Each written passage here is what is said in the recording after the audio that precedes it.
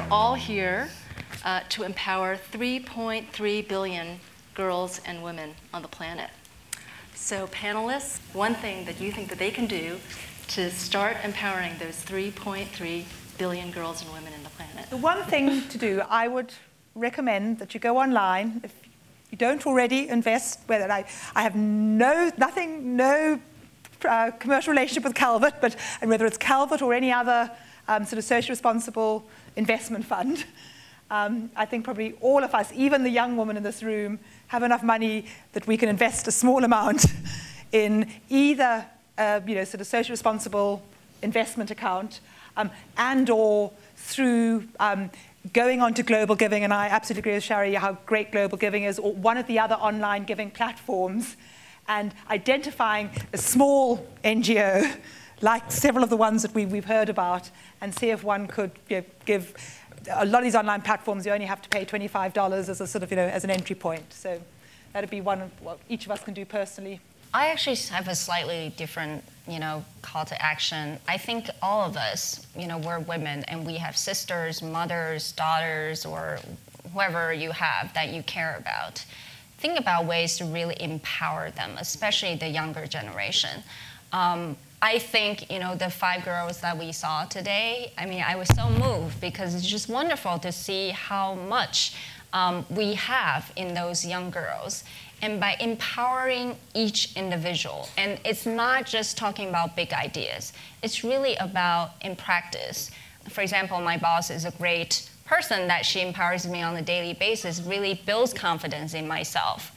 And that kind of empowerment that you do for your inferiors, that you do for your sisters, that you do for your daughters, that's tremendous and transformative power, because everything comes from your experience.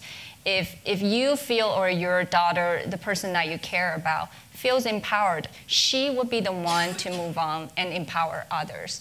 That's the best empowerment approach. Well, I may work as a nonprofit, but I'm still a marketer at heart. So I would say, come to Africa with us on an 11-day service trip. I would be remiss not to say that.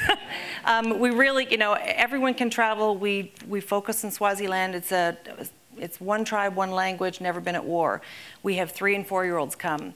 So, to come and bring your family, come and serve with your children, I promise you it will change their lives. Our children have traveled with us now for 7 years. They spend 10 weeks every summer. They use their whole summer holiday. Not that they have a choice, but they come with us.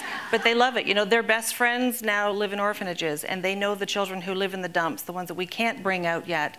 But that's where our kids serve. And Christmas is a very different conversation after you've brought your children to Africa to see and serve. There's no more, I need an iPod or I need a phone.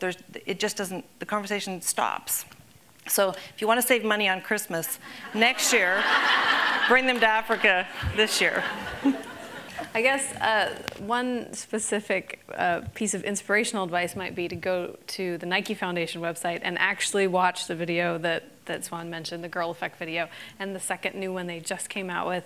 I've emailed that to, I can't tell you how many people that I know, and I always get an email back saying, oh my gosh, I'm crying right now, or oh my gosh, this, I'm going to forward this to 10 more people. It's just really inspirational, and that's a great place to start.